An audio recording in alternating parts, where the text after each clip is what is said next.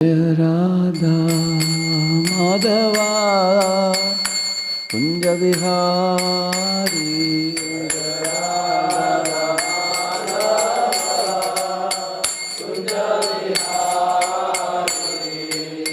गोपीजन वल्लभा गिरिवरदारी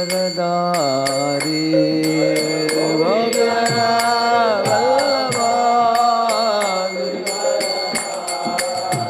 यशोदानंदन व्रज जन रंजन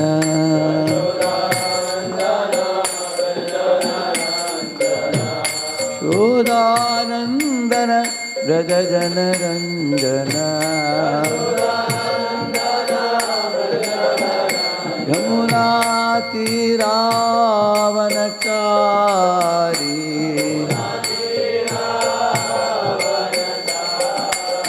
जय राधा माधवा कुंज बिहारी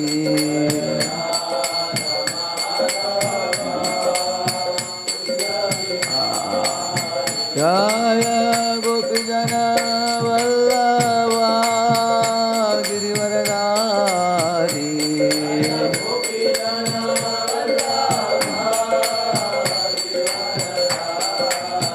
यशोदानंदन व्रज जन रंजन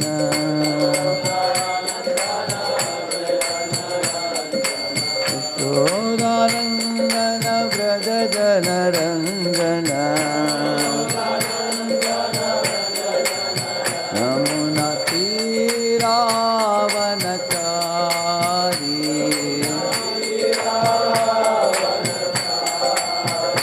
हरे Krishna Krishna Krishna Hare Hare Hare Ram Ram Ram Hare Hare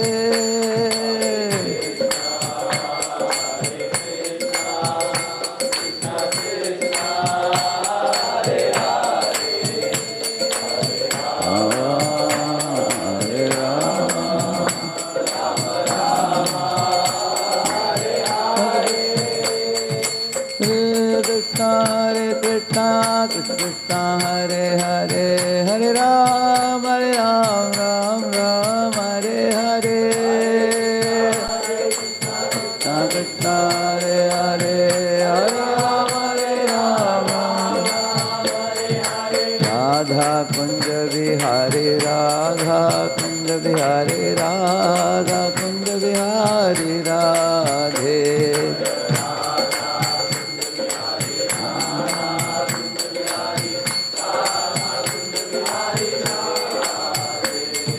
Nitai Gauranga Jaya Nitai Gauranga Nitai Gauranga Jaya Nitai Gauranga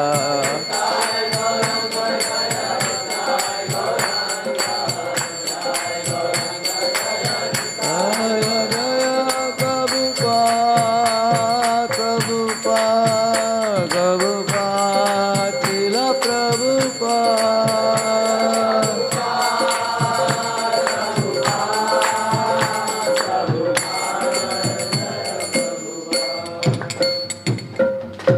पावन हरिनाम संकीर्तन की अनंत कोटि वैष्णव वृंद की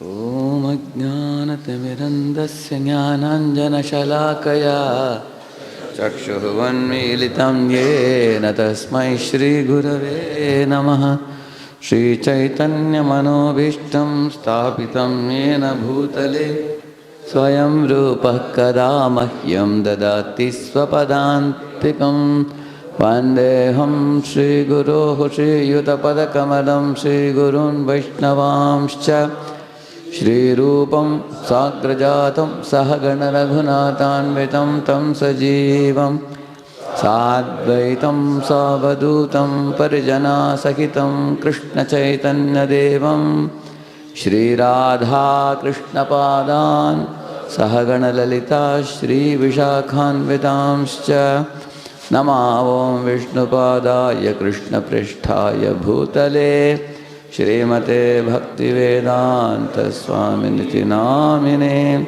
Namaste Saraswate Deve Gauravani Pracharine Nirvishesha Shunyavadi Paschattareshatarine Vanchakalpatarubhyascha Kripa Sindhubhya Evacha पतितानां पावनेभ्यो वैष्णवेभ्यो नमो नमः। जय श्री कृष्ण चैतन्य प्रभु नित्यानंद श्री अद्वैत गदाधर श्रीवासादि गौर भक्तवृंद। हरे Krishna Krishna Krishna Hare Hare Hare Ram Ram Ram Hare Hare.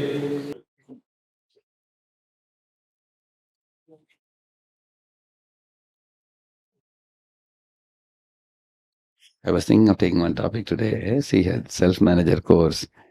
In this, there is one topic. You see this eighth topic. What is it? Regulation, regulate habits and gain health and focus. Correct? Huh? So, all others written here, 17th chapter of Bhagavad Gita, 8 to 22.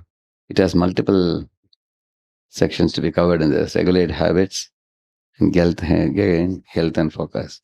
In that, there are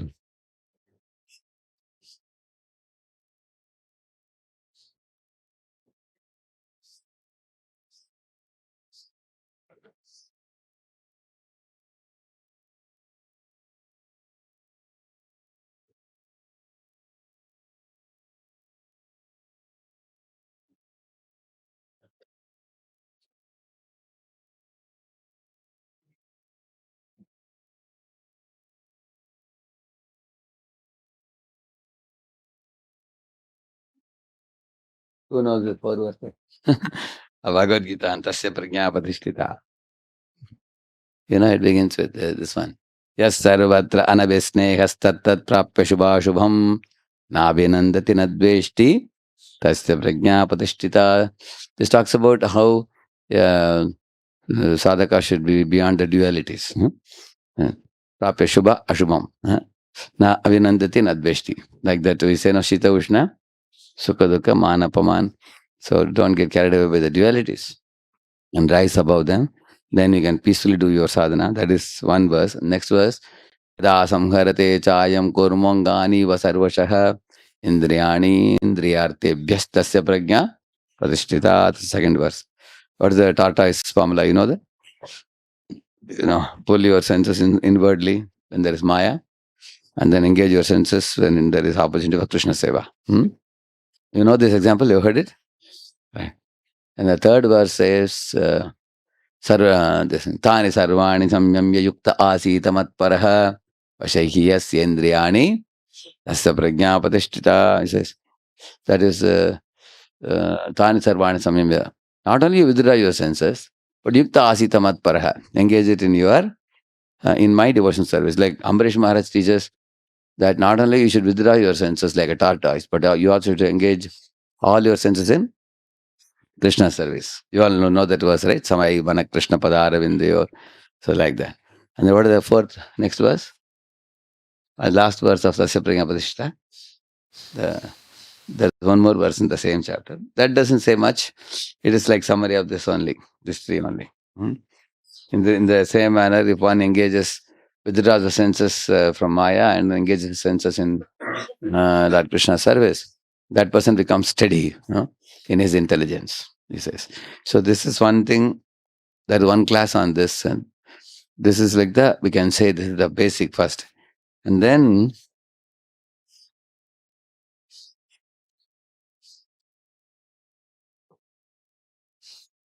so this Godas and Goswami discussion, where it comes, I'll just show you that.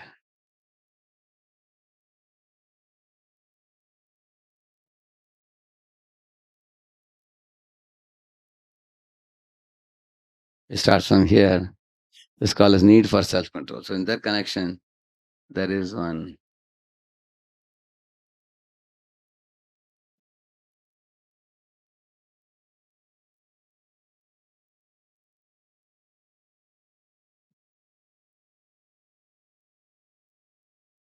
Mm.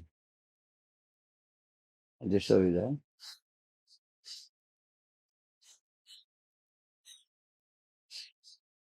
It's very easy.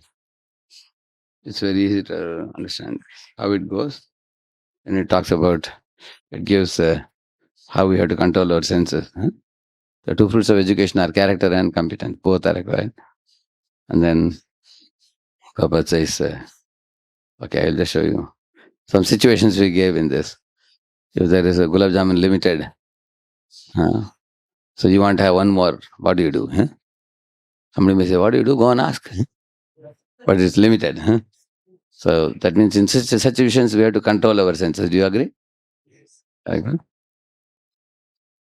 Similarly, in library, some old friend of yours comes there and suddenly, you are shouting, loudly talking. Others are saying, hey, this is a silent room. Don't make noise. You have to control yourself. Similarly, teacher is saying, now it's 4 p.m. I'm giving you 1 hour work to finish homework. You all finish your homework and go back home. Okay? Teacher says and goes away. Do you think children will do the homework? Everybody will make noise and halla ulla. They will all run, play here. Nobody will do the work. Huh? Because most students are not sense control, correct? No? Similarly, you are planning to go for yatra and something else came up. You are told to stay back. Huh? Everybody else is going. All your friends. How do you feel? Or the train, some 3, 4 girls are coming and laughing and joking and sitting right in front of you by your side. You are the only boy sitting. What your heart feels? You get up and go to another place in the train, or you continue sitting and enjoying. Huh? Correct, no? So like this we have. So it's all about self-control. So this is the whole thing. See this fellow, 3 monkeys. See, he's controlling his ears instead of controlling his one. So in this way, self-management, regulating our activities, this is our Yukta Harabhiharasya, and then eating, sleeping, all those things are mentioned here. You know this, I'm not going to show this, and then following the 4 regs and Bhishma is also giving some principles of self-management, how to control this left side things, follow the right side things you have to do, and like that. To control anger, you have to give up. You have to learn forgiveness. If you have illicit desires, what you should do? Don't make plans in that direction further. Huh? If you are too much sleeping, what to do? Spiritual culture by rising early. Huh? Desires and envy are coming, what to do? Tolerate. Too much disease, your stomach is creating problem, what to do? Langanam, parama, aushadam, fast, then stomach will become all right. False hopes, how do you manage? Control yourself. Wrong hopes don't keep. So if you're losing money, you're not able to save money, then what you should do? Avoid undesirable association. Because by bad association, what happens? Money gets spoiled, wasted. And if somebody is very worldly and materialistic, what one should do? Know that the material world is temporary. Yeah. If one is feeling drowsy, lazy, what one should do? Get up, he says immediately. Go and take a shower and do something fresh, he says. If somebody is making false arguments, you present the facts, factual ascertainment. Somebody is too talkative and wasting time, gravity and silence. So you don't entertain him. Somebody is fearful, he needs prowess, be courageous. So ignorance can be nullified by self-knowledge, cultivating the knowledge of the self. Correct, no? All this Bhishma is telling, all this. So in this way, how the lower qualities, it controls such anger, you see. Anger. So in this way, so many things are given like this. Okay, thoughts, words, actions, habits, everything on character. All these things. So how to control. Whole talk is about the control, self-control. This whole PPT. Dhyata Vishan Pamsa, correct? No? These are things given here. And then it goes on like this. It talks charita, analogy, and impure senses, and then engage them in art service. And it goes on like this. And there are statements from Bhagavad Gita, 2nd chapter and 3rd chapter in this. So it goes on like this, you see. Camel example. trying to achieve happiness by satisfying senses unlimitedly is like pouring petrol in fire. Dushpurena anlenacha. You will not be happy. And then Krishna is giving many, many instructions that one should restrain the senses till the last breath. We should restrain the mind and senses and withdraw them and then engage them in pure engagements. Huh? So first, what follows this is multiple slides. This kind of slides are there. Basically, they all talk about sense control, about overcoming lust. These are the slides like this. There are senses, mind, and intelligence are purified when engaged in devotional service of Lord Krishna. So that is the conclusion. The human form of life, we should do this. Yeah. So in this way, this is the slideshow. After once you finish this slideshow, then there is one more. I'll write it down. So this is okay. Then there is one more.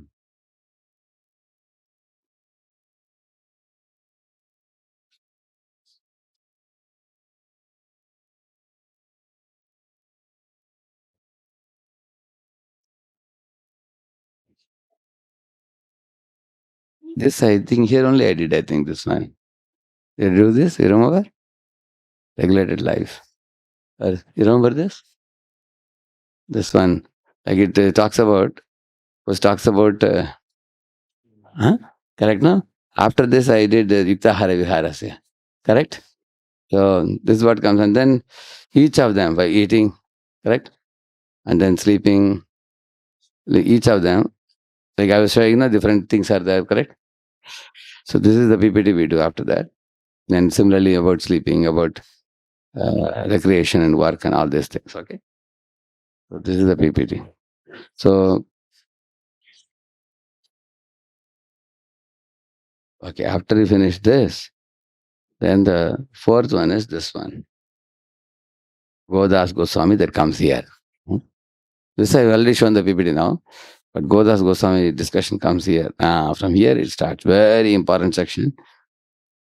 If you have the EBG book, self-manager book, in that it is in page number 134 of 167. 134. See here, senses drag us on the wrong path in our conscious state. Maya is like a glittering Maya. Senses carry away even the mind of a great yogi also sometimes. And then senses are dragging us, need to control our senses, result of uncontrolled senses, and what it can do to us.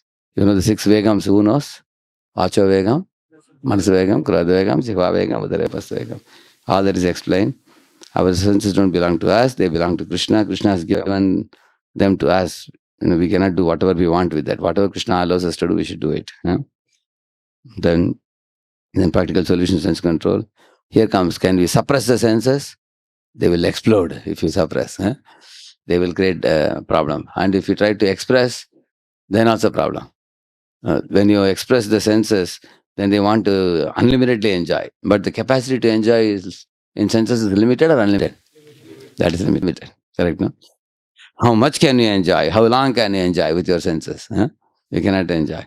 And if you suppress the senses, they cry also. What to do? So you have to sublimate. And sublimate is through devotional service. Don't suppress, don't express, sublimate. That's what is explained here.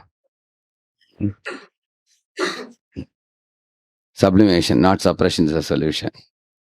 So that is this part. Wind up the senses before Maya, exhibit senses before Krishna. What is this formula called? Tortoise formula. Correct, huh? Correct. That's all. So once you finish this section, convert all your material desires into spiritual desires. And with that,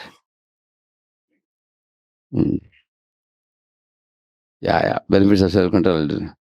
So, and regulation habits, I showed you the PPT just now. So after all these things are over, lastly, so till now I showed you about the senses.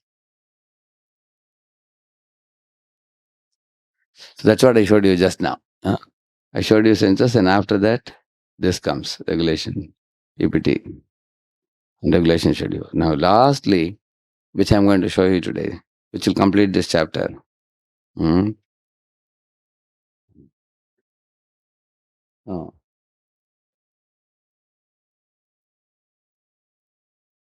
This I will not do this, the healthy habits for a happy life, because many of you might have attended even in the one-time program. We have done it. There's a nice PPT. You can see it, and there are little videos also in that. Huh? You can see, and that teaches about very basic philosophy only. What we are going to see is from DG 17 chapter.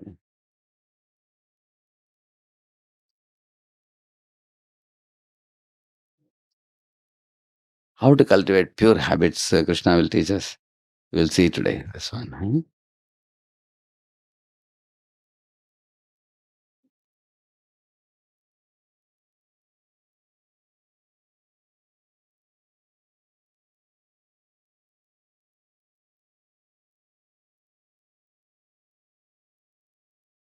8 to 22. This is the section mentioned here. So in the 8 to 22 first part, I am not going to do, because first part is already known to you. It is the type of food, 3 types of food, isn't it? I'll come to the conclusion directly. Because you are already eating pure prasad, correct? Na? You are not going to go for tamaguni, rajaguni, anything. You are strict, I feel correct? Na?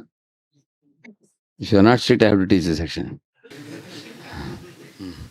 So here is summary. We have to go from the bottom one. Okay, from there we start. So this particular section of 17 chapter talks about foods, talks about austerities, talks about sacrifices, talks about charity. Very important section, because everybody who does these activities, you cannot avoid activity. You have body and senses, but while doing the activity, your motivations, what are right motivations, wrong motivations, and what results come for each type of motivation. All that is nicely mentioned here. So when we talk about sense control and regulation and habits, these habits, if you learn pure habits from this chapter, then accordingly adopt that in your life. Your life would take a very great leap progress by this.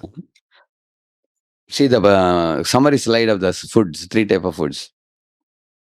If your food is in mode of goodness, what it does? Increases duration of life, purifies the mind, and aids bodily strength. And past authorities have told us to eat what? He's saying milk, rice, wheat, sugar, ghee, items like this. And somebody may be worried, but what about fats and proteins? How do I get? Huh? Only animal fat of milk is allowed. This is civilized method of getting needed fat. That means if you drink milk, you get fat. You don't have to eat animal fat. So you can avoid animal this thing. And then proteins are also available from split peas. You know this green pea? Yeah. And also dal and whole wheat and all these things. You get proteins in various ways. And then he's asking, what is the best food? That food which is offered to Krishna. Huh? Yeah. How many of you know cooking? At least khichdi you know to make? At least? Yeah. Okay, very good. So others who are not raising hand, please you also learn how to cook. Huh? Go to the kitchen, learn, because tomorrow you may have to travel for job. I asked a boy who wanted Kantimala, I asked, if you travel, how will you eat? Ujay, I'll survive on fruits, he's saying. And Hari Falahari Baba. You will survive on fruits. How many days you can survive? Huh? 1 or 2 days, it's all right. But sometimes you're traveling 1 week. So you should learn cooking. So, yeah. Now we come to this. From here onwards, we start very important. Afala kankshi yajno vidhi dhishto ya ijjate yashtavyam vyeveti manaha samadhaya sa satvikaha. Please read it. The modes 11 to 13. Sacrifices dutifully performed according to the scriptures by those not desiring reward are in goodness. That's what I mentioned here. Afala kankshi yajna. You perform sacrifice without any expectations. For example, when you are worshipping the Supreme Lord, you know that yashtavyam vyeva iti, this has to be done. Because Supreme Lord is a master, I am eternal servant. It is naturally, it is implied that I have to serve him. Correct, no? And that's really, for example, say your grandmother is sick and they are wondering who can take her to hospital. So you may naturally come forward. I am there at home. I'll take her to hospital, isn't it? If somebody says, "What will I get by taking her to hospital?" Will you give me some 500 rupees? Will anybody ask like that? That would be inappropriate, isn't it? Why she should be taken? She's your grandmother. You know, you may want to watch TV or you may want to do something else, but she's grandmother. She deserves to be given that respect and support. Correct, no? In the same manner, Krishna is my master. I am a servant. Yashtavyam vyeva iti manaha. Yeah. So therefore, he says, Falakankshi yajna. When you have no other motivation in performing yajna, and you understand that yajna vai Vishnuhu, that is one motivation. What is it? Yajnartat karmanaha anyata lokoyam karma bandhana. And if I do yajna, it will liberate me. And if I don't do life as an offering to Krishna, then it will bind me. Yeah. And why does it bind? Can any of you say? Why, if we don't worship the Supreme Lord, we become bound? What is the reason for that? Um,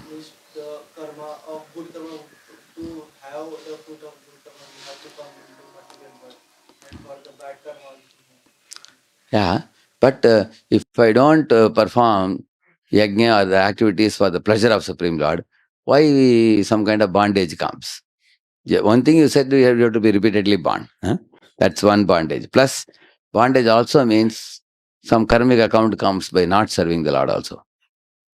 Why karmic account, bad karmic account increases by not serving the Lord? Serving the Lord can be done in two ways. One is, following the scriptural injunctions, correct, no? Like 4 regulative principles scriptures say you should follow, so we follow.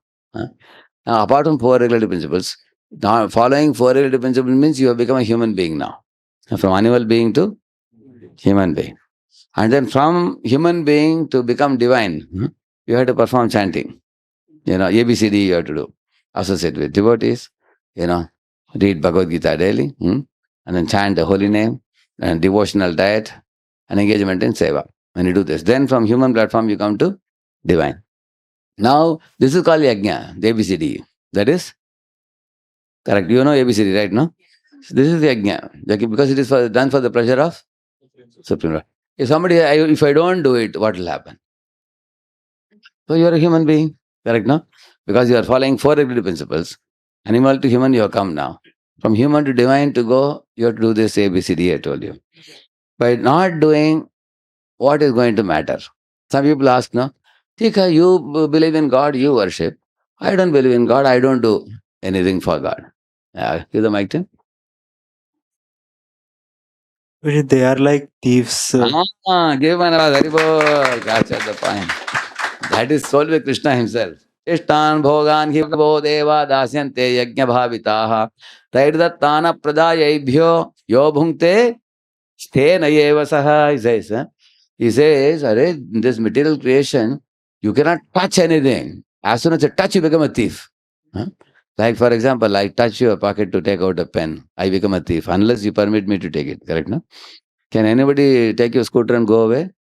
See, you kept your scooter outside. Somebody takes and goes away. What do you call him? He's a thief. But another boy who was inmate, he asked you, Prabhuji, can I use your scooter? Then 2 things are involved in that also.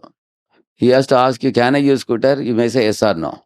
If you say yes, then he has to ask you, how long can I use your scooter? Correct, no? You say, I have to go to college, if you come back in half an hour. Then he has to give you back in half an hour. Both are very important. So that means he's asking permission from you, which means he knows that who is the owner? You are the owner. That he has to ask you. Similarly, in this creation, this is the first question. The whole universe is created and owned by whom? Doubtful? Krishna. Eshavastamidam sarvam yatkincha jagatyam jagat tera taktena bhunjitha magradakasya siddhanam. That verse says, one should know that the whole universe is created and owned by the Supreme Lord. Where does, when Bhagavad Gita, Krishna says this world is, owned by me, where does he say that? Huh? Aham sarvas prabhu matta sarvam pravartate. Everything is created by me. But where does he say this world is mine, it's owned by me? No. That he says, I am a controller of nature, he says. See, somebody may be a company, MD is controller of the company, he's not the owner. Owner is different. Where does Krishna says, I am the owner of this universe? Owner and controller are the same? No, they can be same also. But they can be different also, correct? No? Like for example, tomorrow you become CEO of a company. Are you owner of a company? No. CFO, CEO. You are only controlling the company, but owner is different. But sometimes owner and controller are same. So 9.10 that talks about controller. But where does Krishna say, I am the owner of this universe? Which is a verse? Anybody? Think about it. There is a verse in Bhagavad Gita. You have studied that in Smriti camp itself, in Rekindling Wisdom. I have given a clue also now. There we have given the shloka. You have covered? How many of you finished that Rekindling Wisdom in the Smriti? But nobody is raising hand. Rekindling Wisdom, Reviving Love. 2 booklets are there. You done that? In that you find this shloka there. I have given there. Okay, one more clue I will give you. It comes in Bhagavad Gita, 7th chapter. What more clue we can give? Huh? Mata parataram na, there is no truth superior to me. Like that he says. But clearly he says, I am the owner. In one verse says, ma'am, who said that? Tell that verse, full verse.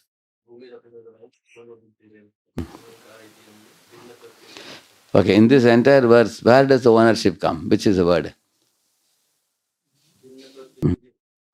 Bina prakriti means it's a separated energy, says. But where does the word owner comes in this? Hey, I don't know. You should not say that. Please tell allow the boys to answer. Huh? Ahankar is not the owner. Huh? May is the owner. Who? May means these are mine, he says. Give him an applause, very good. See, Bhumirapo nalavayu kammano buddhire vacha ahankar itiyam me. Prabhupada used to say like that in his lecture. Krishna says, me, that means this world is mine. And then another verse, apareyam vidastvanyam prakritim viddhi me param. Again, me means, in Sanskrit, what is the meaning of the word me? Mine. Both were. That means this material world is created by me and owned by me. And the spiritual world also created by me and owned by me. So owner of material spiritual world is who? Who? Yeah. He's saying me. Mine. So therefore, if this world is owned by Krishna, can I touch anything in this world? No, you can, with permission. Who said you cannot touch? Yeah. You can take with Krishna's permission. Krishna, you own this world. I want to eat some, mangoes or bananas. I keep it to Krishna. Says, Lord, my dear Lord, please you take it. And whatever you leave behind, I will take it. Correct, no? Yeah. For example, say one boy is working in a rich man's house as a driver of the Mercedes-Benz car. He also is given outhouse to live. Correct, no? Now he takes his boss in the car to different places. Night he comes and goes to sleep. He's a driver of the car. Now, can he use the car the way he wants, wherever he wants to go with his family, can he go? Or he should use the car for the Malik's purpose? Yeah, for the owner's purpose. The owner says, okay, morning 10 o'clock, I want to go to office, take me. Then he will take him. Correct, no? And then evening, drop me back at 4, he will drop. But even if the car is standing inside the garage, is the servant free to use the way he wants? No, because he knows it's owned by whom? Yeah, boss. Similarly, while driving the car, he can hear some cinema song as per his choice or owner's choice. Owner's choice. Owner sitting behind, he will say, "Band karo, phone karna abhi." He will have to close it. And the air condition is according to whose plan? Driver's plan or the owner's plan? The owner is having a cold. He says, today air condition off. So it's put off. That means one should know this car is owned by owner, and the conditions within the car also will be managed as per the whose discretion, whose plan? Owner's plan. What I have to do? Follow what he says. Similarly, this body Not only this world is Krishna's, even this body you possess, you didn't create it. Huh? Did you make your eyes or the nose or the ears or the brain you have? What is because you and me, even Einstein or Newton, did they open their head and put the brain? Huh? And they created it or it was given to them? Given to them. Huh? So none of it belongs to us. Huh? Everything is given by Krishna. So you can use this, but with Krishna's permission only. And you have to use it the way Krishna allows you to use it. You cannot use it rough handle it the way you want. Huh? This is a very important consideration. This. So therefore, because if Krishna owns this world and Krishna owns my body, everything, and I am using it, now why do I need to do yajna, sacrifices to Krishna? Because he is giving me many things for which if somebody else is giving us, we pay. For example, you are taking electricity, but you are paying to MSCB. Correct, no? And Krishna is giving sunlight and moonlight. Where are you paying? Hmm? You are buying a Bisteri bottle in the train and you pay some 15 or 20 rupees. And Krishna is giving pure rain water, potable water from the clouds. So where are you paying for that? Think about it. From the sunlight you are drawing and then converting it into electricity. Correct, no? You are through the solar panels, and then you are using it for electricity. So if you take from EB, you pay to EB. If you take from Krishna, you don't pay at all back to Krishna. Then what happens? We become thieves. You are taking but not giving. Like here you are renting a house.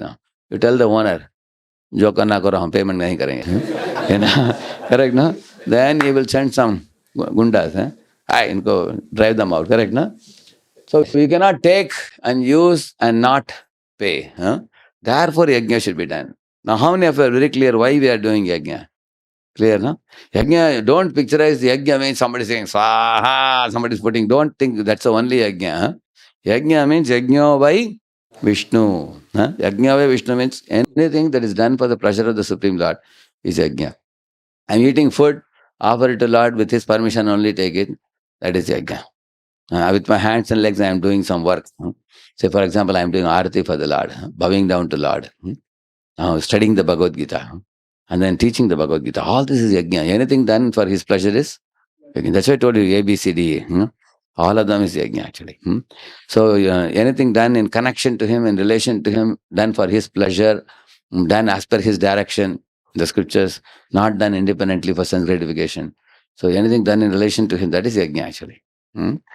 So there are many yajnas, he says. Dravya yajna, tapo yajna, yoga yajna, tatapare, swadhyaya jnana yajnashta yatayah sramshrita vrataah, sarvepyete yajna vido yajna kshapita kalmashaah, yajna shishta amrita bhujo, yanti brahma sanatanam. He's saying, Dravya yajna means some people give annadan.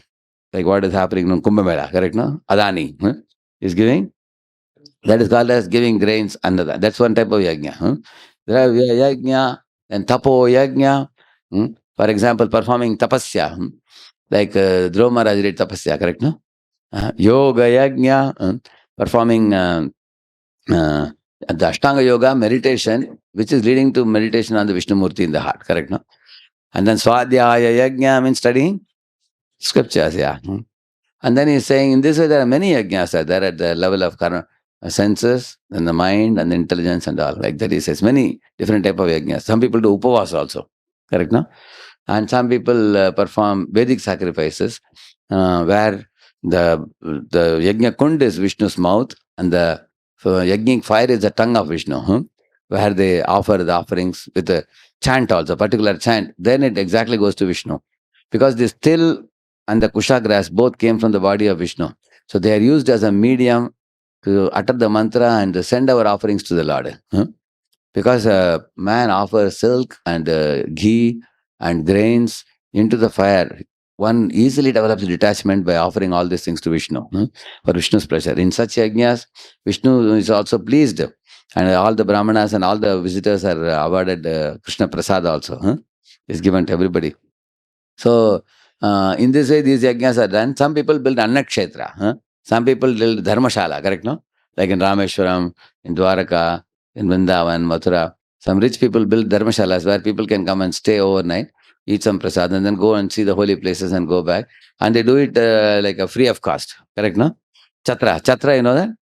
Chatra, they call it, no? Chatra or dharmashala, like that. Some people build mathas also for sadhus to live. Sadhu nivas, like that, they make like that. Somebody may spend some, mm, uh, you know, in this way, he's saying these are all yajna because they are all done for the assistance of bhaktas or for propagating dharma. Somebody is sponsoring Bhagavad Gita for distribution. Correct, no? What do you call it? Shastra Dan. Correct, no? Somebody is doing that. Tulabar, our Kelkarji did MLA. A local MLA came and sat in the Taraju. You know that? Other side, we put Bhagavad Gita and we see the equivalent. So now this some politicians, they take Bhagavad Gita box and then they distribute to many people connected to them. So it becomes a spiritual touch. Correct, no? These are all yajna, anything done in relation to the Lord, like that. So in this way, Krishna says there are many yajnas, he says, but what is the goal of all the yajnas? Sarve pete yajna vido yajna kshapita kalmasha, means your sinful reactions are eradicated. Yajna shishta amrita pujo, the result is amritamaya. What is the meaning of amritam? Amritam means that which dies. Amritam means that which does not die. So you get imperishable results coming out of this yajna, which goes with the soul after leaving the body also. So that kind of amritamaya result you will get. What is that result? The bhakti bhava that you develop in one life, say 20%, 30%, that goes with the soul. So yajna shishta amrita bhujo, yanti brahma sanatanam. It will take you towards the direction of uplifting direction of going back to Godhead, like that he says. Therefore, yajna should be done. Afalakankshabir yajna vididishtoya ijjate. You should not do any yajna by any concoction. You should not do anything on your own. You should only do vididishto, as it is prescribed in the scriptures. Therefore, we need brahmanas who will properly perform it. Nowadays, there are so many people doing so many type of Chandi, Chamandi, Bhadrakali yajnas also they do. Putrakameshti yajna they do. Many things people do, and to do for different devatas also. And therefore, the yajna is not something that is speculated or concocted. It should be done afalakankshi, means without any falakankshi. Why we can't expect falakankshi? Because ultimately everything belongs to Lord. He has given us everything to use. And we are giving it back to Him in some small proportion. Correct, no? Yeah. And then yashtavyam yeva iti manaha. In the mind, the devotee thinks that this yajna must be done because he is the bhoktaram yajnadapasam. He is a yajna purush. Krishna is a yajna purush. He is the master. Imagine somebody is staying in an outhouse of the owner and he is a driver. But the driver says, आज मन नहीं कर रहा मुझे जाने के लिए. Owner को खुद ही जाने के लिए बोलो. Then owner may tolerate one day. Okay, maybe he is sick or something. And every day he does it. Correct, no? He doesn't go it. Then what will you do? You'll chuck him out of job. Correct, no? That is how you become a sinner. Like, for example, if you eat without offering Krishna, what he says? Bhungjate te tvagam papa ye pachanti atmakarana. He says, what is that verse? No, yajna shishta shinasanto muchyante sarvakilvisha. If you offer to Krishna, you are muchyante, you are liberated. And if you don't offer the food to Krishna, you become sinner, he says. Same with everything we use. If you don't involve the Lord, then you become sinner. That's why this is the understanding in this thing. Samadayasa satvikaha, says. Okay, let us see the next one. See, it is done according to direction of scripture. It's done as a matter of duty. It should be done. See, Prabhupada gives an example. To go to temple or church as a duty and not for economic benefit. Duty of every civilized man to obey scriptural injunctions, to offer respect to Supreme Personal Godhead. I can see in Kunjiberi temple, many Matajis bring that coconut water, correct? No? You have seen that? People come and keep in coconut, or sometimes people bring fruits or flowers also. They come and bring. Somebody may say, if I don't do this, what's going to happen? Okay, what's going to happen? You actually are rejecting the master. Wait and watch, eventually what will happen. Correct? No? You live your life whimsically the way you want. eat, drink, and be merry, you don't know your bank account, karmic bank account of sinful activities is increasing. Because neither do you study scriptures, nor do you visit the temple and bow down to your master, nor are you offering anything to your master. And you are picking up things randomly, anything you want from this world and enjoying as if it belongs to you only, as if you only have created the whole world. You're taking. So, you're a terrible sinner. Aghayurindriya ramo mogham partha sajivati, Krishna says. Hare, you become aghayu. Aghayu means what? You become a terrible sinner. And mogham partha, you will only attain illusion by that. On the other hand, so there are two types of people, Indriyaram, Atmaram. So Indriyaram delights in sense gratification. Atmaram is one who delights in the soul, self-realization. Correct, no? So many students don't know these things, what kind of life are they leading. All of you in that sense are fortunate. You are becoming educated in, how you should conduct your life while living in this world. And then they desire no reward. General tendency is to offer with a purpose in mind. And our only purpose is to just act for the pleasure of the Lord. Yeah, see here below it's given. A Krishna conscious person acts out of pure love for the Supreme Personality of Godhead. And therefore, he has no attraction for the results of the action. Like the Prabhupada says in 420, he says. Which means, see, offering out of sense of duty is one platform. And offering with love is another platform. Correct? It's even more superior. Like, for example, you stop your car when you see a red signal. Is it out of love you are stopping? You're supposed to stop, otherwise you'll be caught by the police. Correct, no? Similarly, go to airport, you are also doing security check. How many of you are not very comfortable to do security check, but you anyway do it? How many of you? Correct, no? Yeah, especially in the morning time, you go for aeroplane. Catching a plane in the early morning, it's like PMT bus stop only. 300 people, 400 people going in security check. It's a big crowd in the morning. We don't like it, but we anyway do it because that is mandatory. You can't ask them, can I be allowed to directly go and sit in the flight? Can I be given exemption? They won't give you. You have to go through it. It's a duty. You have to do it. So some people do religion as a duty. But better than duty is when somebody has affection for the Lord. Anything you do with affection has a different quality altogether.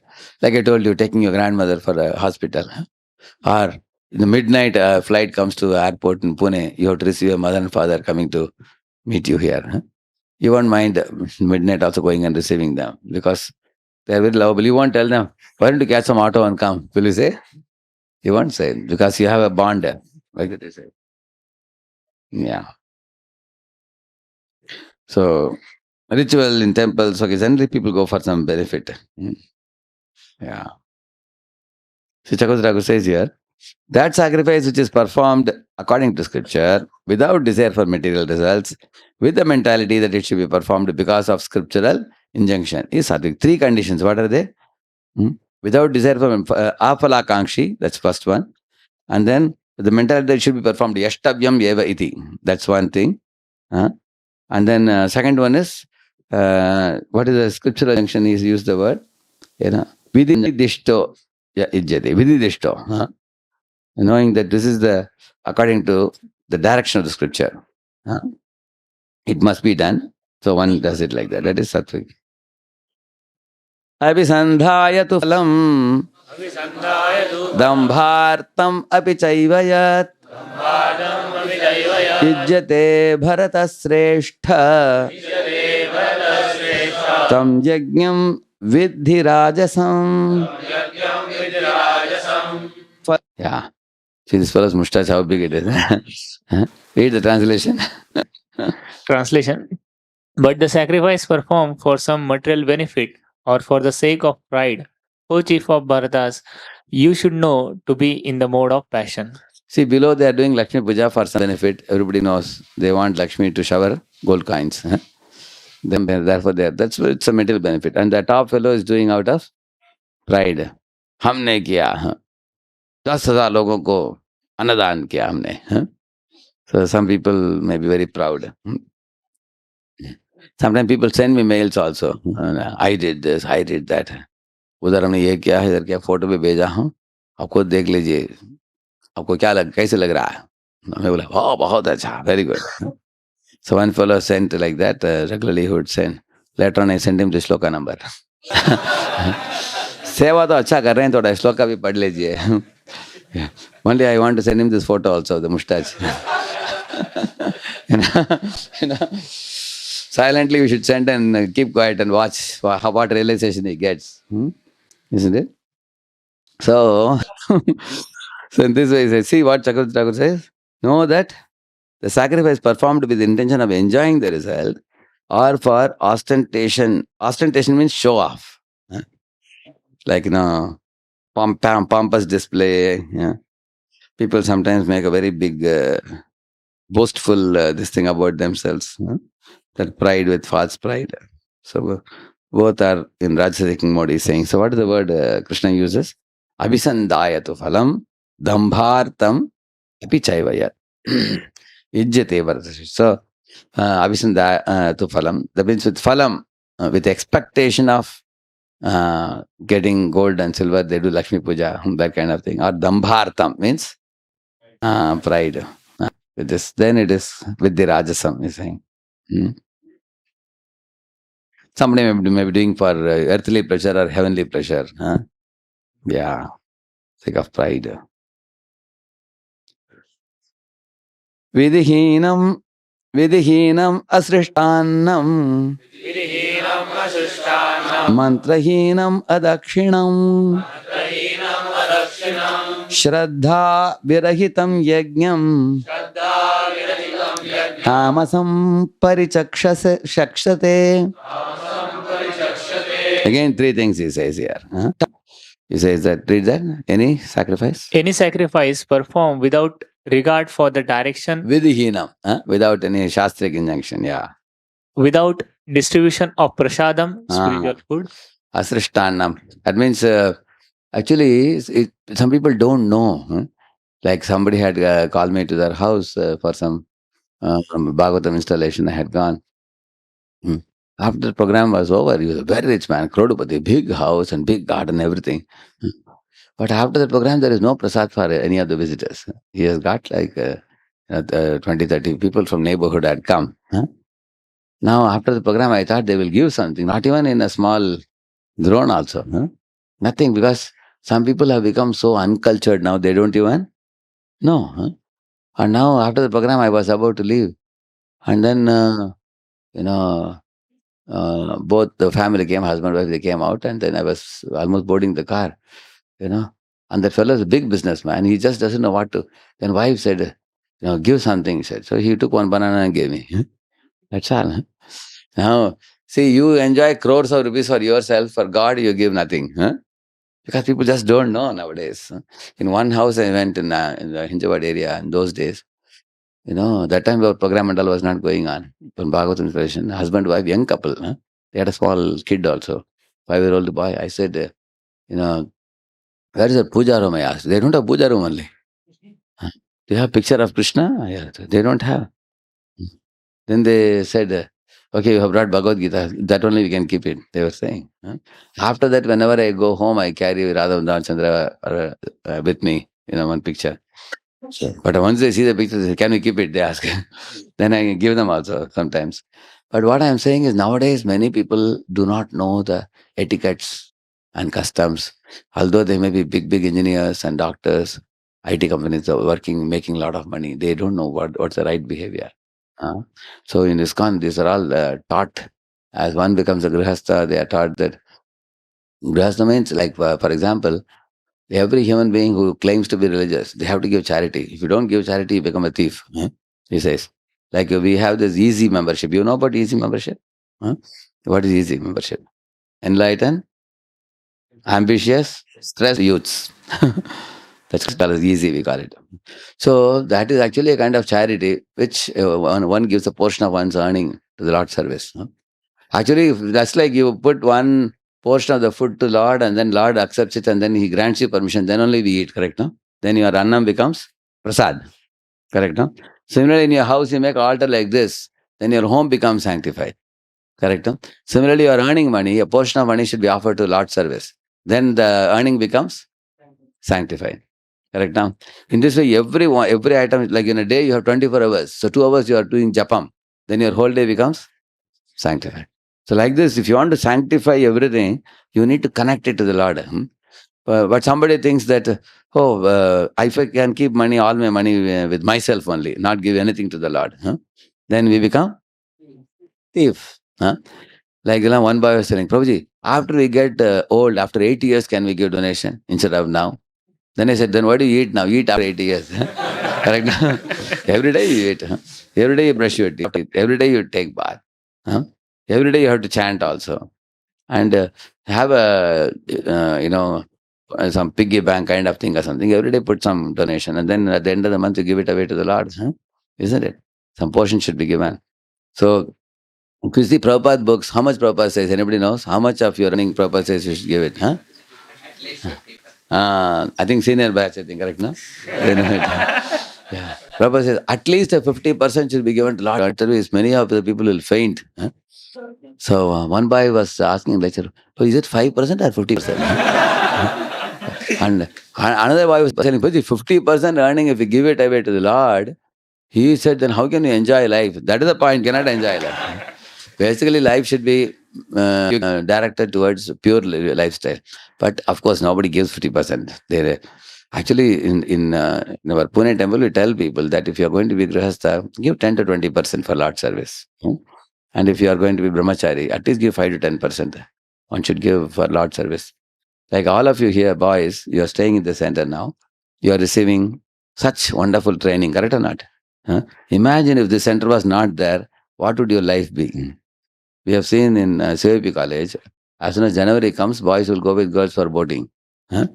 After the boat club, many boys become very degraded after that. Everybody has their couple. They walk in couples only. They go here, there, they roam. It's a very, very well-known thing. It has been like that in the past. We have seen that.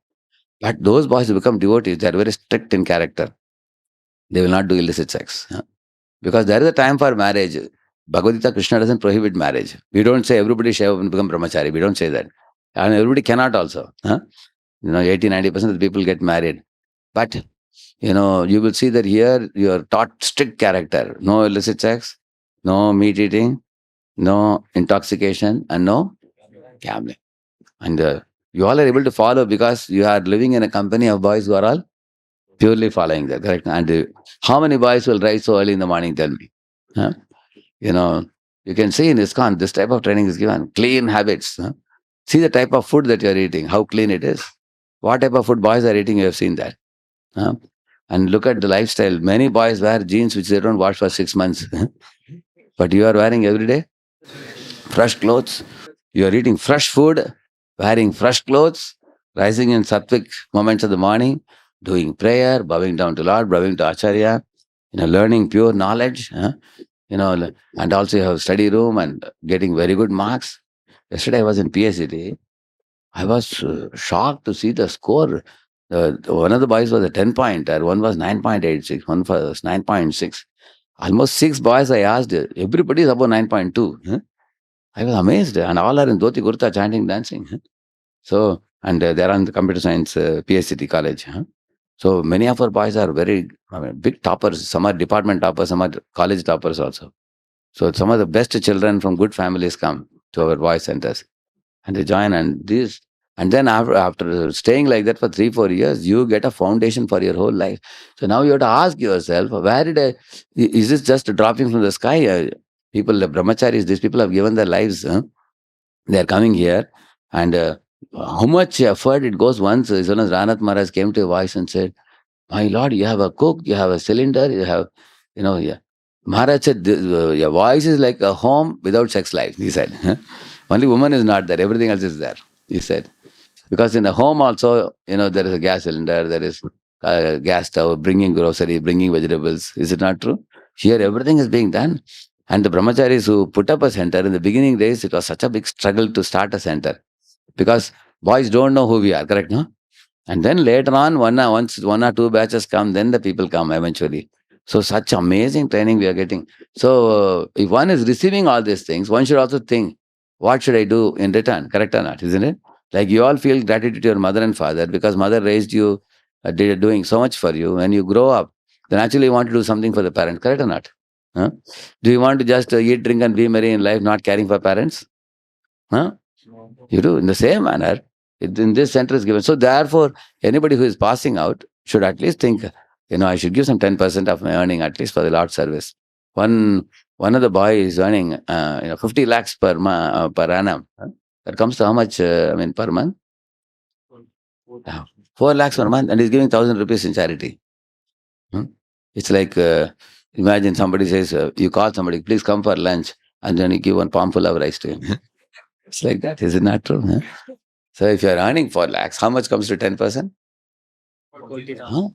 As soon as you work in a company, they remove TDS, correct, no? Anybody knows TDS, what is it?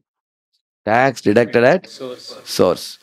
That they don't even show to you also. They remove it and balance only they give you. Similarly, as soon as you get the money in the hand, from whatever money comes to your hand, some 10% keep it aside for Krishna. That is transcendental devotional service. Another TDS. One TDS for the company, another TDS for Krishna service. Then your money becomes sanctified. Then you are not a Rini. Otherwise you become, Rini. Rini means, this is Rishi Rin. Rishi Rin means you draw support from the Rishis to lead a clean and pure life. So you become Rini to parents also. You become Rini to sages also. Devotees of God also. You become Rini to, animals. Like if I am taking milk from a cow, I have to take care of the cow also. Correct, no? She cannot be sent to slaughterhouse. Then I become Rini to the animals. So it's Bhuta Yajna, Rishi Yajna, Nru Yajna. Similarly, the Deva Yajna and Brahma Yajna, which is the study of the Vedic literature. So, in this way, one should perform one's duty. Tashtavyam Jeva iti. Oh, it must be done. One should feel like one brahmachari joined our temple. His father was so insistent that, whatever whatever food they give you monthly, you pay something. He was telling. Brahmachari said, "नहीं, मुफ्त में मिल जाता है." He was telling. He said, "नहीं, मुफ्त में कुछ नहीं लेना." And later on, the father only came. He said, "Swamiji, you want to take 1 year training from your ashram? Please take monthly some 4,000-5,000 I'll give you for his, this thing, and then for clothes also." So we said, no, whoever comes for training, we provide all these things. He said, no, he comes from a good family, हम लोग pay कर सकते हैं. मैंने पूछा, क्यों आप दे रहे हैं? कुछ लेना नहीं चाहिए. अगर लेते हैं तो हमको देना चाहिए. Like Revati Raman Prabhu came to Pune. He stayed here. While going, he gave 2,000 rupees. I said, no, not required provision. No, you gave me the guest house to stay. I should give something, he said. No, Prabhuji, you are very close to us. He said, no. If I stay here without paying a single penny, I become Rini. I become debtor. So he said, because you also have to spend money for maintenance of this. Now I have spoiled the room now, staying here. Everything, you have to clean up the room, bathroom, everything. You need maintenance money also. And ISKCON is a charitable organization. Nobody is a salaried man in ISKCON. None of us are salaried. We all are working for charity, welfare of the society. So he said, we should give. After I saw that, now I also do that. When I go to any ISKCON temple, somebody may say, but you have given your life to ISKCON, what to give money? One fellow was telling me when I went to temple, आप तो ब्रह्मचारी हैं, आपने जीवन पूरा दे दिया है, आप क्या पैसा दे रहे हैं? आप तो फकीर हैं, आपके पास भी कुछ है ही नहीं पैसा. ऐसा ठीक है. और आप ये पॉकेट से पैसा लेकर ये पॉकेट में डाल रहे हैं. दोनों ISKCON टेम्पल, हमारा भी ISKCON, आपका भी ISKCON. ऐसा वो भी ठीक है. फिर भी अगर आपको ISKCON चलाना है तो हमारे ISKCOन आपको पैसा नहीं देगा. आपको चलाने के लिए आपको खुद ही कमाना पड़ेगा. करेक्ट है ना? You have to bring. Therefore, I said, whenever I come and stay here, I'll give you. And when you come to our temple, if you want to give, you may or you may not give. That's up to you. But I want to give. So I gave charity. When I went to the temple, I gave 2,000 rupees also. So this sense of being Rini, one has to feel that. If you are a civilized human being, you will feel that. You understand? No? If you are not civilized, in India, anything comes free, people take. Like, in Janmashtami time, we had kept one English pamphlet. One old lady came. Hey, muft mein hai kya? Puch rahi hai. And one devotee asked her, अगर मुफ्त में मिल जाएगा, you take it, but क्या करोगे इसको लेकर? मुफ्त है ना, इसलिए लेकर रखूंगी. Just take. India, anything we give free, people will pick it up. Yeah. So one should always ask, if I'm taking something, I also should give something. So here he is saying, worshipping some demigod just to make money and then spending the money for recreation, ignoring the scriptural injunctions. Here it's coming about the tamoguni, you see. Vidihinam. That's the first thing. Not following the scriptural injunction. Asrishthanam. Not distributing prasadam to the people who are coming. See, nowadays, even in ISKCON, sometimes the grihasthas get catering, they call it. Catering, they get it done, correct, no? Like they do a program, from 40, 50 people come. And then they just make one phone call. Hello, send the plates. It comes. Not a bad idea. At least they are giving prasadam to people. But if the members of the family put sweat and toil and cook and offer it to Krishna and then distribute the prasad, that is of a higher quality sacrifice than when you just make a phone call and get a catering man supply the prasad. Similarly, if you go to somebody's house, sometimes they put a garland with lot of jarihai. Jarihai, you know that? Jarihai means shining thing. What do you call jarihai? Only they call it? Is it? What do they call it? You know that? Jarihai they call it, yeah. With all that and with a banana, this thing, rope kind of thing, that banana plant, banana plant tree rope kind of thing. They put a big mala going down. So when they put that, I immediately know that this is not made by them. It is ready-made, purchased from the shop, which is also all right. Not a bad idea. At least they knew that you have to give a garland. But even the members of the home come together and make a simple garland also. That they took out time to make it. And then you take it out and give me after that. That is something very special. Why it is special? Who can say? Why is that special? They have put, they have taken out time. See, if you are taking out time for somebody, that means, that shows your respect, your affection. Otherwise, anything can be given ready-made, correct, no? Like, for example, Lord expects that patram pushpam phalam tvayam. Why he says that? There is a reason. If you put pushpam today, tomorrow it will dry up. So you have to again go and take it and throw it and put a new pushpam there. Phalam also, if you keep it, if you don't take out the phalam, it will get rotten. So you have to put new phalam tomorrow. Correct, no? Lord is very intelligent. He knows that. Daily isko aana padega mere paas. Mere paas aayega to chehre bhi dekhega. So then he'll develop some affection. That's why Lord is saying. But nowadays people are so foolish now. They have this low voltage lamp, they put it. You've seen that? The electric lamp. And they have a agarbatti with 2 red tips also. How many of you have seen that? Plastic agarbatti. You give a plastic agarbatti to Lord and plastic lamp to Lord, you will only get plastic bhakti. You know, plastic never grows. Correct, no? So therefore, when you are worshipping the Lord, Lord wants you to come and go. Don't make it a ready-made thing for the Lord. And the flowers, Ranath Maharaj is very much against artificial flowers, plastic flowers. Sometimes devotees use that. One devotee was saying, Maharaj, below here we keep real flower and up we keep plastic flower. So this flower and that flower looks exactly same. Like Jandu, you have seen that, no? Here if you put real flowers and there you keep plastic flowers, then people will think that this flower and that flower are same. So Maharaj actually doesn't like, he says, okay, even if you put limited flowers, but keep it natural, fresh for the Lord. Because plastic flower has no smell, it's not real, it's just, like Prabhupada was peeping out of the window and saying, oh, such a fresh, nice green lawn. They said, Prabhupada, this is not lawn, this is plastic grass. You know what is plastic grass? They have a carpet type of thing they have put in the garden. Only for looking it looks nice. But will it give you oxygen?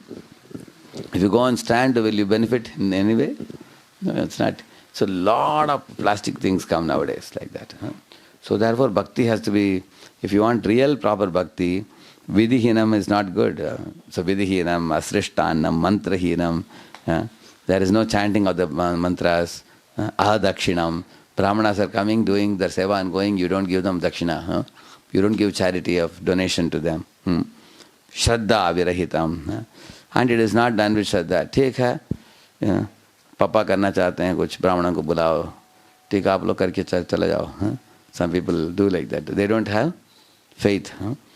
Like how many of you have seen, sometimes we go to certain homes, one member of the family may be devotee. Please come, please take your seat. Thoda pani pigeon. Paki, one fellow will be big mustache fellow will say,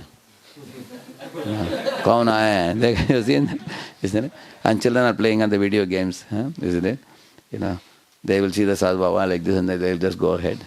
Correct? No, no, Shraddha is not there. Correct? No?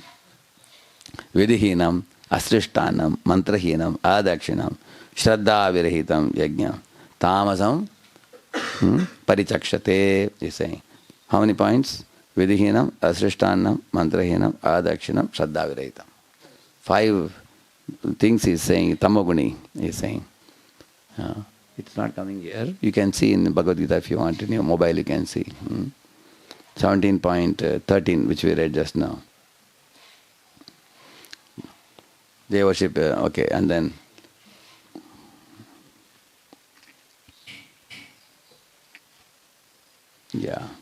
bereft of the authority of injunction of brahmanas of learning good conduct, he says, okay.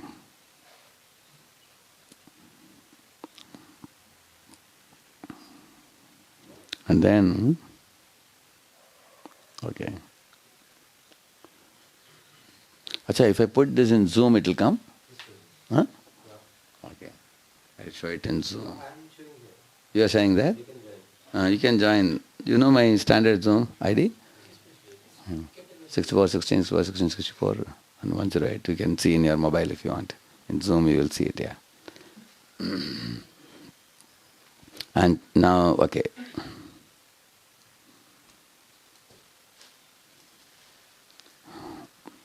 Devadvijaguru prajñam bhojanam shauchamarjavam brahmacharyam ahimsa cha shariram tapa uchyate. See, now the next 3, 14, 15, 16, here is Krishna is explaining about the austerity. Now, austerity is actually, why is it performed? With our body, mind and words. Tapa, he says, tapo divyam putraka yena sattvam shuddhyet yasmat brahmasokyam tu anantam. So these are the steps. Tapo, if you should do tapasya. Even Bombay to Pune also people are hanging out of the train, you have seen that. How they are doing tapasya, kathor tapasya. But that is what tapasya? That's mundane tapasya. Whereas we should do which tapasya? Divyam. Divyam means? Spiritual, transcendental. So tapo divyam. Tapo divyam putraka yena sattvam shuddhyet. Sattvam shuddhyet means, no, muted. See, sattvam shuddhyet means your mind, heart will be purified. You don't know how to mute it? So, tapo divyam putraka yena sattvam shuddhyet yasmat brahmasaukyam. Brahmasaukyam means transcendental bliss. Anantam means unlimited. So you will get unlimited bliss if you perform tapasya for Krishna. Tapo divyam putraka yena sattvam shuddhyet, then brahmasaukyam to anantam, he says. So, and there are 3 types of tapasya: with the body, with the mind, and with the words. And with the body is this one. Deva means Supreme Lord Krishna. Dvija means the brahmanas and teachers. Guru is the acharya. Prajna, learned people. Pujanam, you should worship them, bow down to them. He says, with the body. Because sometimes we feel lazy to bow down, correct now? We don't want to bow down. Like if a sannyasi comes, if you don't bow down, it is said, then you have to fast the whole day, it is said. One boy said, he was shocked when he heard this. My Lord, who will want to fast? He said, I can offer any number of obeisances. So, better offer obeisances than eat prasadam, isn't it? So, Shastras have strict rules. One should not see and not offer obeisances. So, Deva, Dvija, Guru, Pragyan, all these great souls, one should offer obeisances. So, now somebody may argue, so what will I get by offering these obeisances? It's like a ritual is boring for me.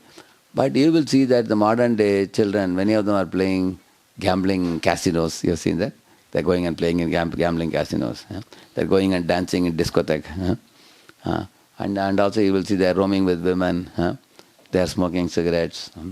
And they are going and playing futile games also. Some people are going for skydiving also. You have seen that in the Srinagar area? If you go ahead, there is a very big valley. where boys, girls go for skydiving. Some people skydiving also, they break their head sometimes if the parachute doesn't open. Huh? So you will see that if you have a body, you want to do activity. And if you don't do this type of spiritual activity, you will definitely be forced to do mundane activity.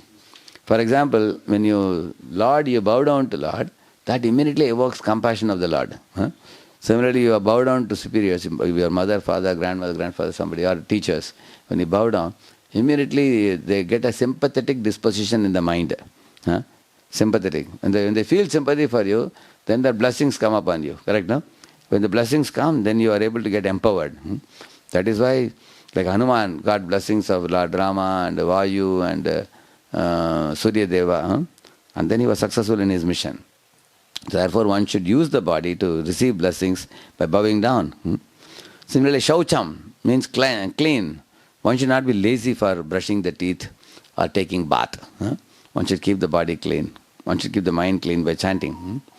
And arjava means simplicity. And also simplicity in clothing.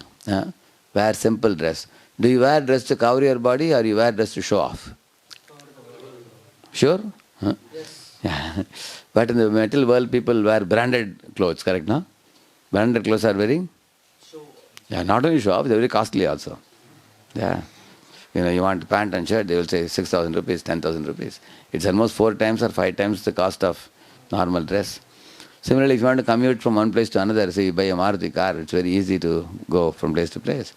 But imagine somebody thinks, what will people think of my car? So, I want a Mercedes Benz or I want a very big car. So if you want to show off your car, it will be a costly car. If you want to just travel from place to place, it's a cheap car. Correct, no? It won't be cost like that. So if you keep simplicity, you can cut down your expenses and save money and also save your time. And that saved time, what you can do with it? Engage in Bhakti Yoga. You all understood this point?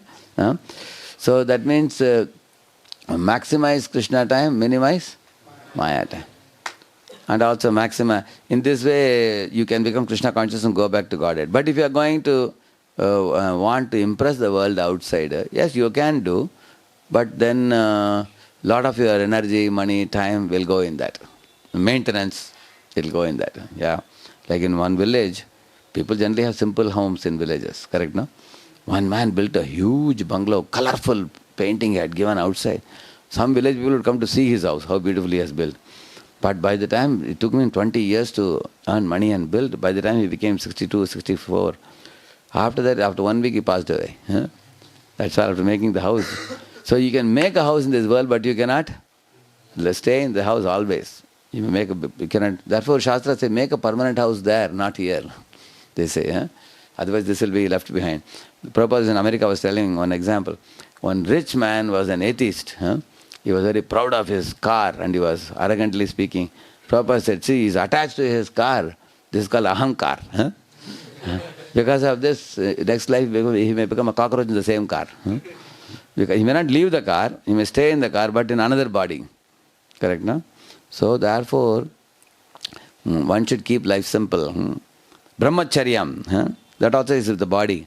Because brahmacharya vrata, those who follow, their mind will be pure, they get conviction, they get purity, they have decision-making ability, they have courage, they have confidence, they have clarity of thought, clarity of speech. They have, there is one Shakti called Ojas. Ojas means they have gravity in speech. And their assimilation power of the Shastra is very easy. And the retention power, they can retain large amount of information. They are able to. All this comes by not wasting semen unnecessarily.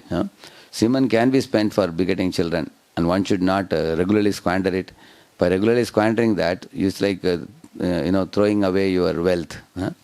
So the semen is like a vital spiritual fluid, which if sent upward instead of downward, it goes and nourishes the Brahmarandra, nourishes the brain tissues. Then one develops extraordinary superhuman abilities by that. So if one is only a brahmachari and not a devotee, he goes to Satyaloka. So battery is over here. So, and one is a devotee brahmachari, then one can go back home back to Godhead. And for a devotee brahmachari, the brahmachari becomes a great advantage in, it gives a good platform to advance, correct, no? Like that. So, according to Sripad Ramanujacharya, he says, this brahmacharyam now I will show you, he says that, don't look at women with an enjoying mentality, he says.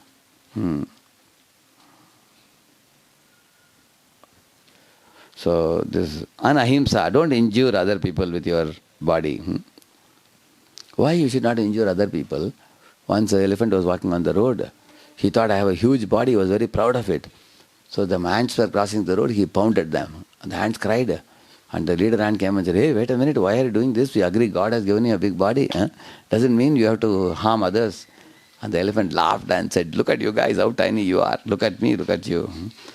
Then the ant immediately put a curfew and all the ants ran into the hole. And then the leader ant gave a chastisement to the elephant. You foolish creature, one day you will know who we are. You will face inevitable trouble from us. And the elephant said, you tiny tot, you will give trouble to me? And he laughed and he went away.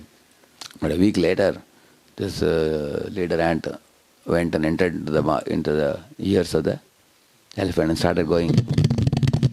They're biting inside. The elephant got up from the sleep, started waving very, very fastly.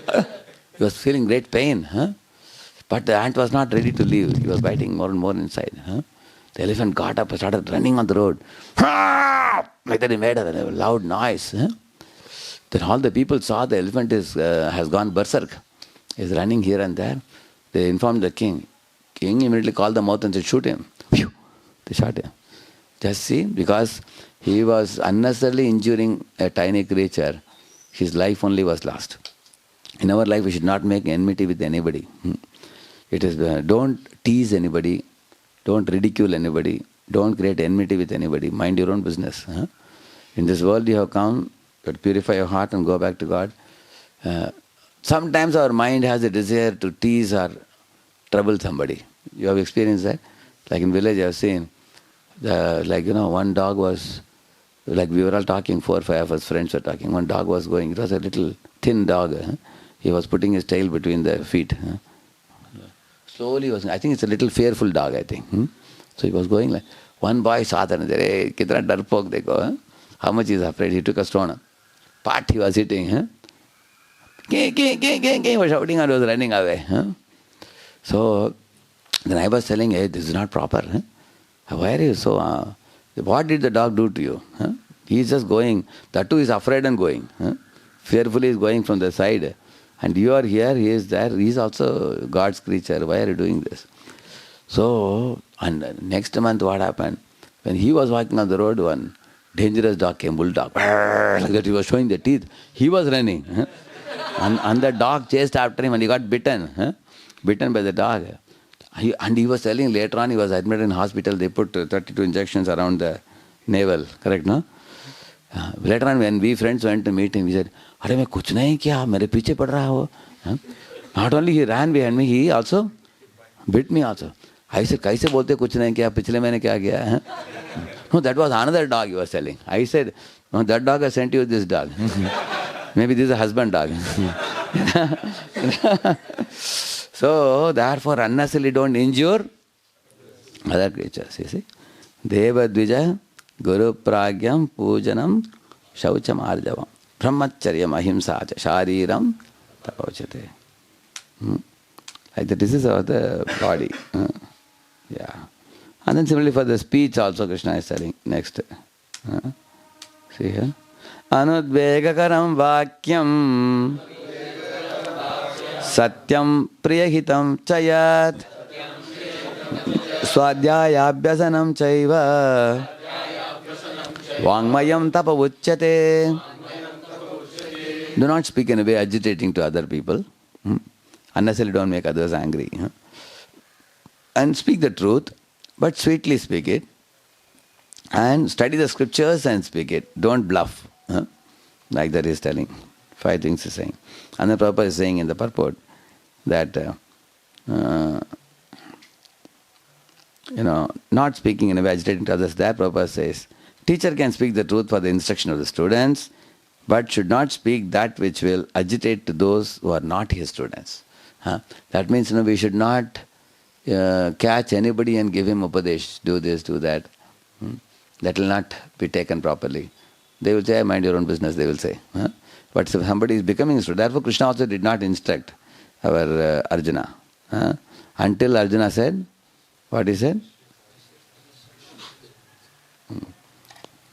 Until Arjuna said that, Shishyaste aham shadimam. Then only he instructed. Otherwise don't instruct, he says. So, anudvega karam vakyam, satyam. Speak the truth. If you speak lies, later on you will land in trouble. Because people will not trust you if you speak lies. Hitam, speak beneficially.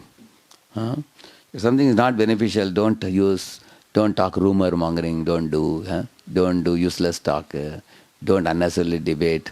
Ayurveda is good or allopathy is good. Isn't it? People argue. Sometimes people argue about the parties also. This party is good or that party is good, correct, no? So a lot of time goes in useless arguments.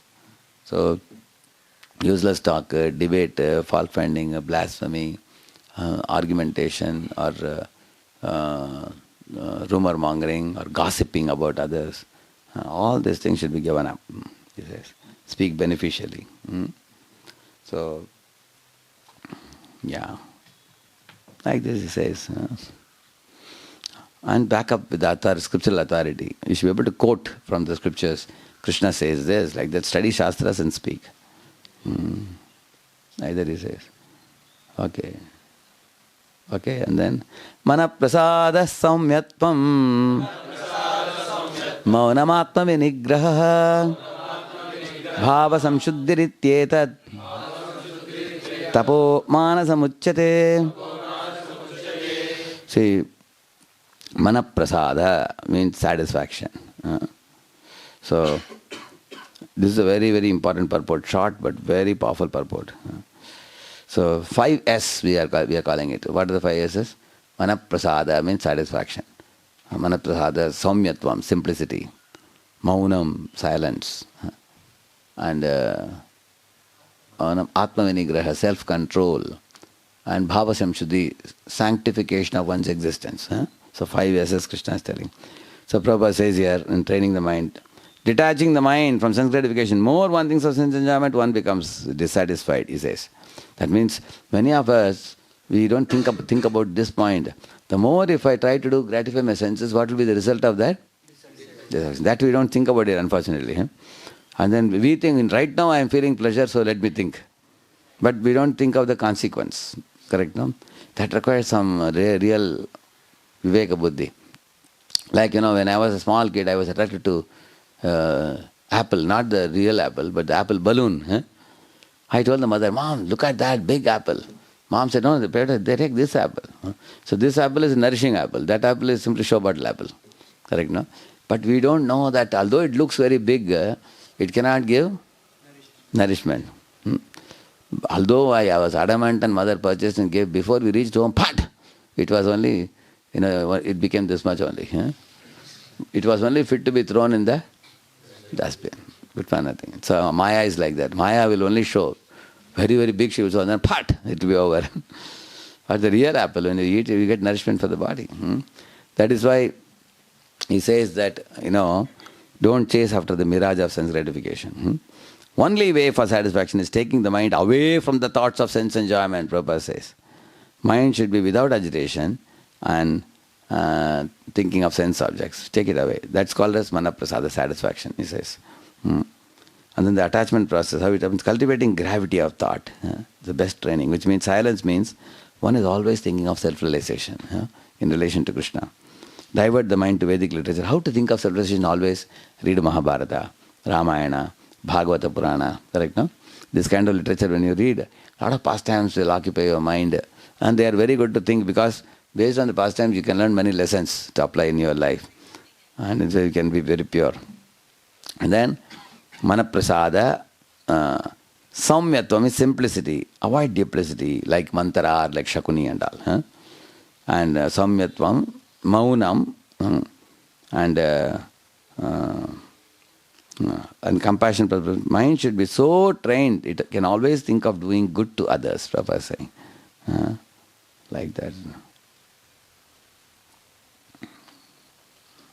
Gravity in thought, satisfaction, simplicity, self-control, purification of one's existence. So we will stop here with this. We have covered all the three here, three types of austerity. See, here I have given that all the 5 S's I told you. How can we give up greed, and how can we attain satisfaction? Give up unhealthy comparison, practice gratitude, humble and grateful. Divert the mind to Ramayana, Mahabharata, Gita, Bhagavatam. In this way we can get satisfaction. How can you keep silence? I told you, avoid rumor mongering, backtalking, gossip and all those things. Speak truthfully, honestly, words of wisdom from scriptures. And how can we practice simplicity? Avoid frivolous speech and behavior. And always think of doing good to others. Don't hurt others. Like Shakuni, Mantra are always thinking of pulling somebody's leg. Don't think like that. Always think of doing good to others. And then Sarve Janaha Sukhino bhavantu, sarve santu niramaya, sarve bhadrani pashyantu, ma kaschid dukkha bhag bhavet. This verse says where? It says that may the wicked become virtuous, may the virtuous become tranquil, may the tranquil become free, and may those who are free set others free. That's a prayer, very, very beautiful prayer. So have such a well-wishing heart, cultivated. And self-control means match formula, you all know that, right? Mercy, austerity, truthfulness, cleanliness, holiness. And when you practice these 5 good things, then you can easily give up the nasty activities like illicit sex and meat and intoxication, gambling. Then you have self-control. And the last one, sanctification of existence, Chanakya says, Matravat paradareshu paradravyeshu loshtravat atmavat sarva bhuteshu yah pashyati sapanditaha. Real learned person who wants to sanctify his life should treat every woman as a mother except his wife. And he should not put his hand in others' pocket for looting money. And he should treat others warmly as they want to be treated, as you want to be treated. So these are all austerities for the mind. In this way, if you see, Lord Ramachandra, he captured the hearts of people by his smile and sweet speech, sweet spoken words, always. Yeah. His Holiness Vishwesh Tirtha Swami Maharaj, what he is saying, very nice example he gives. He says that, see, if we worship the sugar cane, we don't get its juice. Only when we crash it and squeeze it, then only we get the juice. Similarly, when we practice austerity, both in body and mind, then only we can get knowledge and happiness sweetly flowing through our lives, he's saying. That means, don't pamper the body too much. Modern day society is doing what? Pamper the body. Like airport also, people want to use the escalator to go up. Nobody want to climb up. But they have given both nowadays. Do you know why? Because some are getting too obese.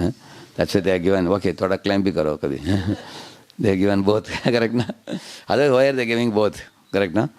Because walking is good, or using escalator is always good. Lift is good, always. In Kanpur temple they have put lift only for senior citizens. They have put. So if you are a young boy, you see that immediately what you should do? You go by steps.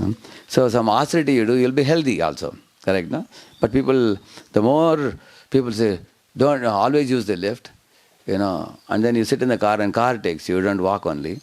And then you continuously, you keep on eating, and then you get a cross section keeps increasing in all 4 directions. Isn't it? So, therefore the austerity is kept. So, the purpose of austerity is not only have a slim and healthy and beautiful looking body, the purpose of the austerity is ultimately tapo divyam. Like then one can actively render service to the Lord. Correct, no? Then he can make progress. Yeah. We should minimize the material demands and increase our spiritual strength. Yeah. Lord Rama is ideal behavior in speech and behavior and everything. Study and discussion of scripture is described like this. While good conduct, control of the senses, non-violence, service of elders are described as austerities of the body, self-control and purity of heart and mind are austerities of the mind. Yeah.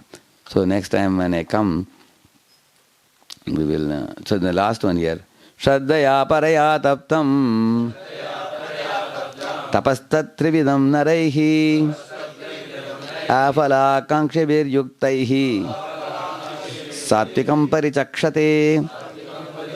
This threefold austerity performed with transcendental faith by men not expecting material benefits but engaged only for the sake of Supreme Lord is called austerity and goodness. So this austerity of body, mind, words, if you do it for the sake of with transcendental faith, you do it for the pleasure of Supreme Lord, then it becomes sattvic austerity. So this is sattvic austerity. See, Rajasic austerity is very simple. I am not going to speak much. You can just see that. Satkaramana pujartham tapodambhena chaivayat kriyate tat iha proktam rajasam chalamadhruvam. Yeah. Penance performed out of pride, which means satkara, mana, puja. Three things are given. So what are these three words? And the explanation is given here. You see, satkara means verbal worship. People say, ये आदमी बहुत बड़े हैं, इन्होंने बहुत कुछ किया है. People say, ना, सत्कार साधुकार साधुरयम इति तापस इत्यादि वाक पूजा. Vak puja means praising a person. That's called satkar. Correct, no? Sometimes people like to be praised when they are called to the stage and they are praised. Aisa hai. So that's satkara. And mana means what? Physical worship, such as rising up and saluting, wishing like this, offering a garland. So all these things come in offering mana. Satkara is verbal. Mana is physical. Wishing like this, or bowing down, offering garland, that kind of thing is mana. And puja means gaining mental respect from others, which will manifest in the future as gifts of money and other things. Like people in the mind have respect for you, they come and give you some donation, some charity they will give, puja they will do. Worship in the form of such things as getting one's feet washed or receiving gifts of one. Like you go to some place, people want to wash your feet, correct now? In villages in Maharashtra it's very... So in case I find that they have kept a water with rose petals or anything, before they can come and start it, I only wash myself. I take it and put my... Swamiji, kapade leg raata, and they will say, no, I immediately run inside. Yeah, because they have some custom in some places. They put a pot, that wooden this thing plank they have kept, and you stand on that, and then otherwise they will wash your feet and they will wipe it and all that. So, of course, anyway, I like to wash my feet when we go to place because we are walking on the road, and then you can wash after that and go inside. But this is done as a kind of puja, correct? No, people do that. They arrange to be worshipped by. Yeah, but these people, these fellows, they arrange their subordinates and ask them that you should worship me in the public. This Rajasic people, like that. That's why the three kinds of things he's saying. Satkara. Satkara means what? Verbal. And mana, physical. And then puja, pujartam. Tapo dambhena chaivayat. Kriyate tad iha proktam. Then if they do these things, then that is called as Rajasam Chalam. Chalam Adruvam is saying. It is not stable, it's not permanent. This kind of respect goes away. Nobody will remember it for a long time, he says. Muda grahenatmano yat pidaya kriyate tapaha parasyot sadhanartham va tattamasam udahritam. Yeah, he is saying mudha means foolish penances. Performed like Hiranyakashipu performing severe austerities, mudha, he says. Austerities performed out of blind attachment, inflicting pain on oneself, or the purpose of harming or destroying others. It's tamasic austerity. Like in Tamil Nadu, I've seen people putting this spear. You've seen that? Here also, tongue also they put like this. Some people put here also. Very frightening. And they walk on fire. You have not seen none of you? They walk on fire also, people. And they have this thing on their head, they'll carry, danka-takara, they will carry like this. So these are austerities in Tamaguna. Actually, God doesn't like you torturing your body like this. Like that he's saying. Or for destroying others, jadu thona, people don't know, you know that? Like vinashartam, abhichara rupam, he's saying. Abhichara means black magic. People who do that. So that is the tamasic in this way. So muda grahena performed. Yeah. So muda grahena atmano yat Pidaya kriyate tapah. A lot of pain they accept in their body foolishly. Either for themselves or for others also, like there is saying. That's all. These are goodness, passion, ignorance, three type of austerity. So the tamoguna austerity means foolishness, self-torture, or destroy or injure others. Trouble yourself, trouble others. Hiranyakashipu troubled whom? Prahalad also, and he troubled himself also. Foolishness it is. And the passion, it is done out of pride or desire for man, puja, man and satkar, man and puja, correct, no? And but we should do in sattva-guna, because it's done with spiritual faith and no material benefits expectation, than for Supreme Lord, correct, no? So in this way we have done up to austerities. So next time when I come, I will